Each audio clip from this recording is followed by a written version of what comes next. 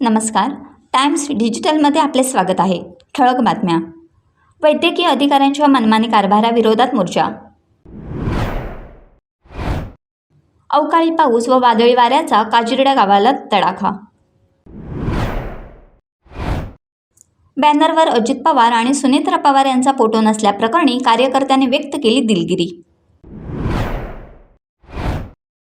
इराणची ताकद जगाला दिसून आली. आंतरराष्ट्रीय घडामोडींचे अभ्यासक विनय जोशी. रत्नागिरी जिल्ह्यातील कोरेगाव येथील प्राथमिक आरोग्य केंद्रातील वैद्यकीय अधिकाऱ्यांच्या मनमानी कारभाराविरोधात खाडीपट्ट्यातील महिलांनी तीव्र आंदोलन छेडत मोर्चा काढला. संबंधित वैद्यकीय अधिकाऱ्यांची बदली झाल्यानंतरही त्यांनी अद्याप पदभार आणि शासकीय निवासस्थान न सोडल्याचा गंभीर आरोप आंदोलनकर्त्यांनी केला आहे. याशिवाय ड्युटीवर असताना ग्रामीण भागातील रुग्णांकडून अनधिकृत पैशांची मागणी, रुग्णांशी उद्धट वर्तन तसेच कर्तव्यात अनियमितता होत असल्याचा आरोप महिलांनी केला. बदली झालेल्या डॉक्टरांनी तत्काळ कार्यभार सोडून नवीन ठिकाणी हजर व्हावे, शासकीय क्वार्टर्स रिकामे करावेत तसेच नव्याने नियुक्त डॉक्टरांनी तत्काळ रुजू व्हावे अशी मागणी यावेळी करण्यात आली. तसेच केंद्रातील रिक्त पदे तातडीने भरावीत आणि रुग्णांकडून अनधिकृत घेतलेल्या पैशांची लाचलुचपत विभागामार्फत सखोल चौकशी करावी अशी मागणी आंदोलनकर्त्या अंकिता शिगवण आणि सौ पालकर यांनी केली आहे. आम्ही आज या कोरेगाव PSCमध्ये आज जवळजवळ 2 वर्ष अगदी अक्षरशः त्या डॉक्टरांजवळ वेगवेगळे ते गैरव्यवहार पेशंटजवळ करतात, त्यांच्याजवळ अगदी उद्धटपणे वागतात. त्यासाठी आम्ही अक्षरशः 2 वर्ष तरी त्यांच्या पाठी लागून त्यांना असे व्यवहार करू नका, हे तुम्ही चुकीचं करताय, पेशंटकडून पैसे घेताय हे पण चुकीचं करताय, हे एवढे बोलून सुद्धा ह्या डॉक्टरांनी अक्षरशः आम्हाला धुडकावून ते आमच्याबरोबर सुद्धा ते अगदी अक्षरशः उद्धटपणे बोलून आम्हाला तिथून 2-3 वेळा तरी त्यांनी परत पाठवली नाही. हा आमचा शेवटचा प्रयत्न आहे की जेणेकरून आमच्या ह्या हॉस्पिटलमध्ये आता ते बदली झालेत, पण ह्याच्या पुढे येणारे जे डॉक्टर असतील ते त्यांनी असे व्यवहार करू नयेत. नमस्कार, मी अंकिता शिगवण आणि आमच्या या सगळ्या महिला या खाडीपट्ट्यातले जवळजवळ खाडीपट्ट्यामध्ये 23 गाव आहेत आणि 23 गावचं हे आरोग्य केंद्र आमची कोरेगाव PSC. तर या PSCमध्ये आम्ही हॉस्पिटलमधून जी लोक सेवा घेतात तर आम्ही उमेद अभियानाच्या माध्यमातून किंवा लोकसेवेच्या माध्यमातून जेव्हा लोकांना हॉस्पिटलविषयी विचारतो तेव्हा गरीब किंवा गरजू लोक असे म्हणतात की हॉस्पिटलमध्ये पैसे घेतले जातात. तर पालकर मॅडम मला सतत म्हणायच्या की आपण ह्या विषयावर थोडंसं बोललं पाहिजे, डॉक्टरांची चौकशी केली पाहिजे. आणि ह्या विषयाशी आमचं जवळजवळ आज 9-10 महिने या विषयात गेले. आमदार आपले मंत्री योगीदादा कदम साहेब ह्यांना पण निवेदन दिलेलं आहे. आपले जिल्हा परिषद सदस्य अण्णासाहेबांशी पण ह्या तक्रार झालेल्या आहेत आणि ह्या हॉस्पिटलचे जिल्हाधिकारी TOC साहेब त्यांना पण ह्या विषयाचं निवेदन दिलेलं आहे. तालुक्याचे DOC असतील त्यांना पण ह्याच्याविषयी माहिती दिलेली आहे. तरी वारंवार देऊन सुद्धा या हॉस्पिटलमध्ये काही सुधारणा होत नाहीत. तरी कृपया मंत्री योगेशदादा कदम यांना आमची विनंती आहे की ह्या हॉस्पिटलला चांगले डॉक्टर यावेत आणि या डॉक्टरांचे 15 दिवस झाले बदली झालेले तरी अजूनही इथून त्यांची जागा सोडत नाही. तरी त्यांनी इथून जावं आणि आम्हाला एक चांगले डॉक्टर इथे मिळावेत, लोकांची सेवा चांगल्या रीतीने व्हावी एवढीच आमची विनंती आहे. धन्यवाद. राजापूर तालुक्यात झालेल्या अवकाळी पाऊस व वादळी वाऱ्याचा फटका अनेक भागांना बसला असून पूर्व भागातील काजिरडा गावाला त्याचा सर्वाधिक तडाखा बसल्याचे समोर आले. या नैसर्गिक आपत्तीत आंबा व काजू उत्पादक शेतकऱ्यांचे लाखो रुपयांचे नुकसान झाले. सुदैवानं कोणतीही जीवितहानी झाली नसली तरी मोठ्या प्रमाणात आर्थिक फटका बसला आहे. वादळी वाऱ्यामुळे गावातील अनेक ठिकाणी मोठमोठी झाडे उन्मळून पडली तर काही घरांचे सिमेंट पत्रे व कौले उडून गेल्याने घरांचेही नुकसान झाले. तसेच झाडे विद्युत वाहिन्यांवर कोसळल्याने वीज पुरवठा खंडित झाला असून गेल्या 3 दिवसांपासून संपूर्ण गाव अंधारात आहे. दरम्यान ग्रामपंचायत सदस्य चंद्रकांत शिंदे यांनी नुकसानग्रस्त भागाची पाहणी करून प्रशासनाला तत्काळ माहिती दिली.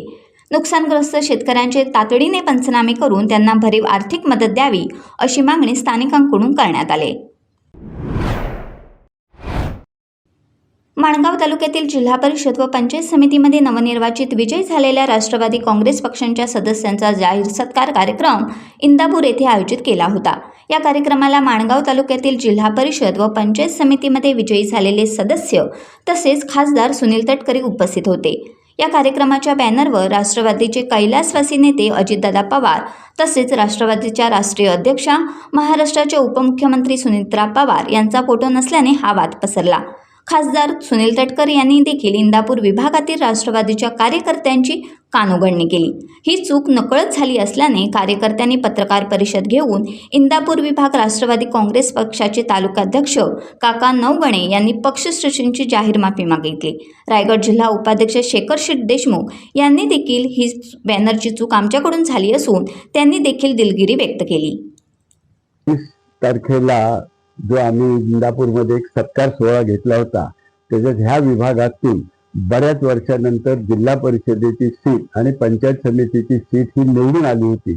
त्यामुळे स्थानिक कार्यकर्ते खूप उत्साहामध्ये होते आणि त्यांनी असं ठरवलं की ह्या एवढ्या भागापुरत्याच लोकांना आपण बोलून हा कार्यक्रम करायचा। त्याप्रमाणे आम्ही कार्यक्रमाचं सगळं नियोजन केलं। तटकरे साहेबांना देखील आम्ही आमंत्रण दिलं, पण हे सगळं नियोजन करत असताना आमच्या हातून एक छोटीशी एक नक्की मोठी चूक झाली की त्या बोर्डावर दिवंगत अजितदादांचा आणि सुनेत्रा वहिनींचा जो फोटो लावायला होता तो आमच्याकडून लावायचा राहिला।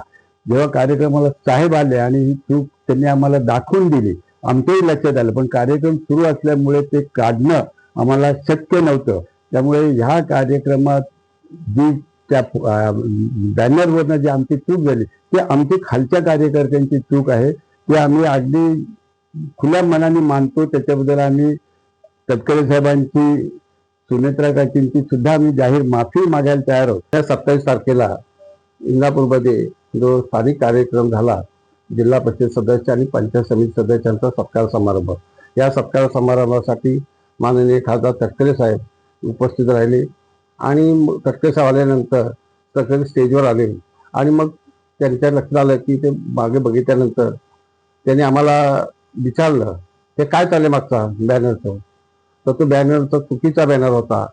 तो मात्र आम्हाला सांगितलं की असले बॅनर लावायचे नाही, तिथं दादांचा फोटो पाहिजे, वहिनीचा फोटो पाहिजे। हे का राहिलं, कसं राहिलं ते आम्हाला त्यांनी सांगितलं आणि मग परंतु तिथं सगळंच गडबड असल्यामुळे लगेच आम्हाला तो बॅनर काढता आला नाही। परंतु हे काही झालेली चूक ही आमची आहे, आमच्याकडनं घडलेली चूक आहे। त्याबद्दल आम्ही माननीय सुनेत्रा काकी, उपमुख्यमंत्री सुनेत्रा काकी यांची सुद्धा माफी मागतोय। तसेच आमचे खासदार सुरजित तटकरे साहेब यांचीही माफी मागतोय। इस्रायल व अमेरिका हे इराणविरोधात लढत असून इराणची ताकद आता इस्रायल व अमेरिका यांना दिसून आली असून या दोन्ही देशांनी इराणला युद्ध साहित्याबद्दल कमी लेखले होते। इराणकडे अजून खूप युद्ध सामुग्री शिल्लक असून त्या मानाने इस्रायल व अमेरिका यांच्याकडील सामुग्री आता कमी पडत असल्याने या युद्धात इराणची ताकद जगाला दिसून आले असल्याचे मत आंतरराष्ट्रीय घडामोडींचे अभ्यासक विनय जोशी यांनी दापोली येथे बोलताना व्यक्त केले। इराण युद्ध, आजची स्थिती व त्याचे भारतावर होणारे परिणाम या विषयावर श्री मानाचं गणपती मंडळ दापोलीच्या वतीने विनय जोशी यांच्या व्याख्यानाचे आयोजन करण्यात आले होते। यावेळी व्यासपीठावर पद्मश्री दादा इदाते, प्राचार्य अशोक निर्माण उपस्थित होते। गल्फमधून निघणारे, पर्शियन गल्फमधून निघणारा अरबी किंवा इराणी क्रूड ऑइल असेल ते भारताच्या दिशेला येऊन कोलंबोला वळसा घालून चीनकडे जातं। ते त्या मलाक्का स्टेटमधून जातं आणि मलाक्का स्टेटमधून जाताना भारतीय नौसेना ते बंद करू शकते आणि ते बंद केल्यावर काय होतं, चीनचा 80% क्रूड सप्लाय मलाक्का स्टेटमधून जातो।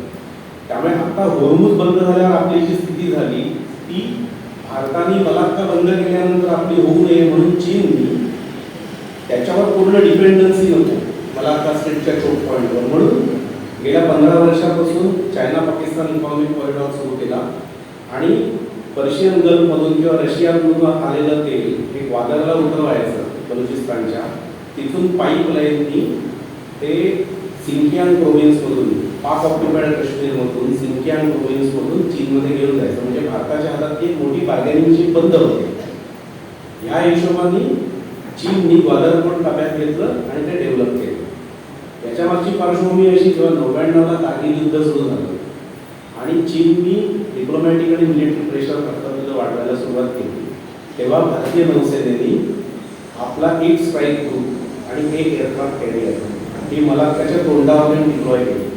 ती डिप्लॉय झाल्यानंतर पुढची पायरी चायनाचा तेल सप्लाय बंद करण्याची होती ह्यामुळे चायनाने पाकिस्तानवर दबाव टाकला, नवाज शरीफ अमेरिकेत गेला आणि युद्ध बंदी झालं.